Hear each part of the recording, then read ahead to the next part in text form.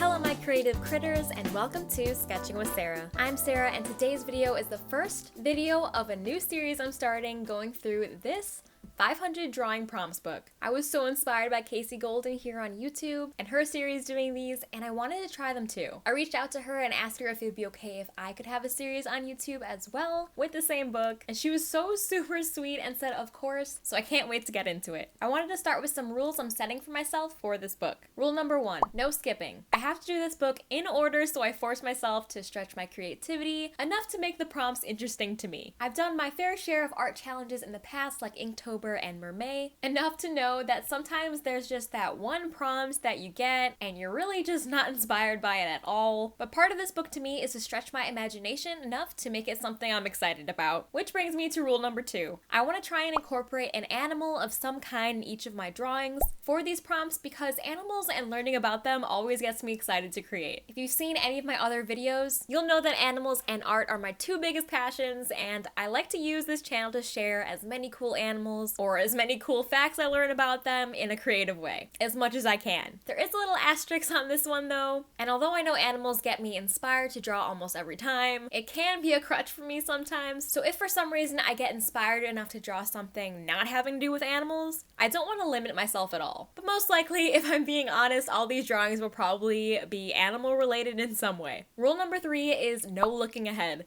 Since Casey has this series here on YouTube as well, I have been so tempted to just binge watch the whole series, but that kind of means spoiling the prompts for myself, so I've been watching them one at a time as I create the prompts on my own. And rule number 4, I'm doing one full page or one full spread at a time. So if there's more than one prompt on a page, I'll do that whole page and combine all the prompts on it for one drawing, or if there's only one prompt on a whole page, I'll do the whole spread or 2 pages if that makes sense. That way I make sure I have more than one prompt to combine. I really like doing this in last year's Inktober because of all the fun and silly illustrations that came out of it, and I think it's just so fun to again stretch my creativity to fit a lot of stuff just for the fun of it and to see the outcome if anything. I mean, if I didn't combine prompts in last year's Inktober, I would have never made this sea otter in sneakers drawing or this camel sledding or this buff kangaroo chef. If you want to see what I did for all the prompts in Inktober last year, I'll have a link in my description to my Inktober videos or a card up in the corner if you want to check them out. Now let's get into this 500 drawing prompt sketchbook. So the first prompts on this page is waterfall and wizard staff. And a couple things came to mind. Not gonna lie, when I read wizard staff, I thought it would be funny to draw what the staff of a wizard would be like. Like, would it be a bunch of fairies helping him out or something? Like little chipmunks bringing berries and other herbs for potions and things like that? I might just have to revisit that. But alas, it is wizard's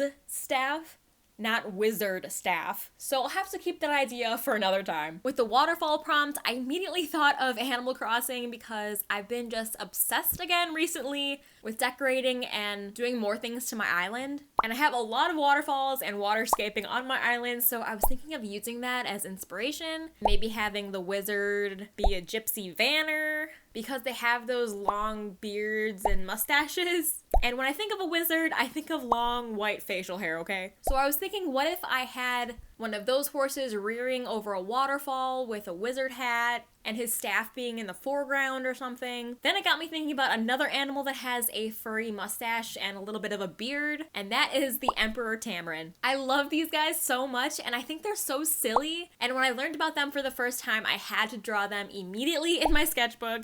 They're these tiny monkeys that live in the rainforests, which also fits in with the waterfall. And these monkeys have these exaggeratedly big mustaches that are like bigger than their bodies almost sometimes it feels like. And I think they're just so adorable and silly. And I thought, what if I took it a step further and made an old Emperor Tamarin on a tree branch with a wizard hat, maybe little glasses or something, and have him in awe or like gasping that the perfect wizard staff is on the ground or in the foreground. Or maybe it's his staff and he lost it and just found it again or something. Or maybe the other wizard he's battling knocked it out of his hand and it landed in the foreground. Who knows? And as I was drawing this, since I didn't do much planning or thumbnailing of any kind and kind of just dived into the drawing, things are cut off and the composition could be better, but honestly, the concept was just so worth just drawing down on the page. And I was so excited about it that I just immediately went in and did it. And I can always revisit this idea and make it better composition-wise in the future.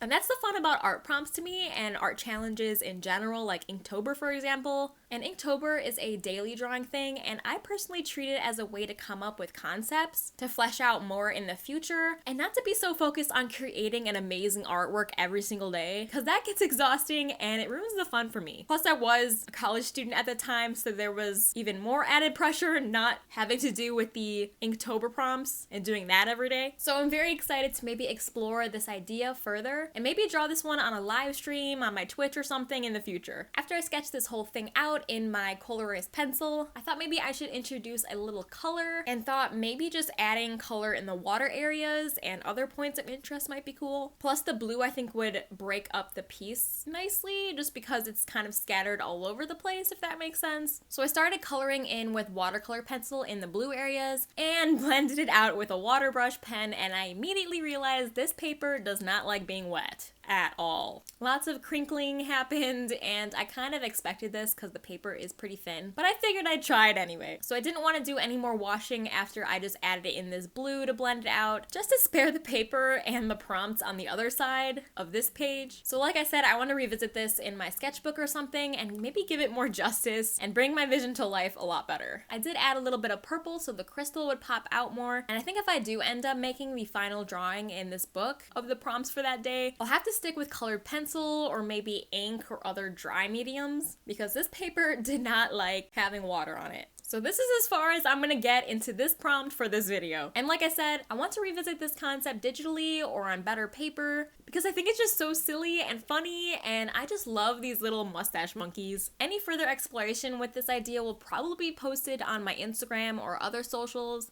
So be sure to follow me on those, and all of those links are in the description, along with Casey Golden's socials and links to the supplies I used in this video. If you enjoyed this video, please give it a thumbs up and subscribe for more art and animal related content. I upload a new video every Friday, and I would love to have you become a creative critter with us. My goal for 2021 is to hit 500 subscribers, and then we'll be halfway to being monetized. And we're just over 160, and I really think we can do it. I mean, it's only April, so since I upload every Friday, I'm going to pick and choose when I feel like doing another prompt from here, basically. I feel like if I do a prompt every single week, I know myself, and I know I'll just get bored and dread doing this. So for the sake of myself, I want to keep it as fun as possible, but I will be completing this book no matter how long it takes. I'm just not going to set a time limit or a schedule for it or anything, because I just want to enjoy drawing these and have something to go back to if I'm feeling uninspired for whatever reason. I also might just want to draw in here, not on camera, and if that's the case, I'll probably just show the end product in the next video that I do decide to film for these prompts so you guys can still see what I came up with for them. I'm just getting to a point where I feel like I have to film every single thing I create, and I miss just sitting on the couch watching TV and just sketching, just to sketch, you know? In this series, I'm also not going to limit myself on the art mediums either. I think I'm just going to do whatever I feel like that day, and after seeing how bad this paper deals with water, if I feel like doing watercolor drawings for it, I'm probably going to move to my sketchbook or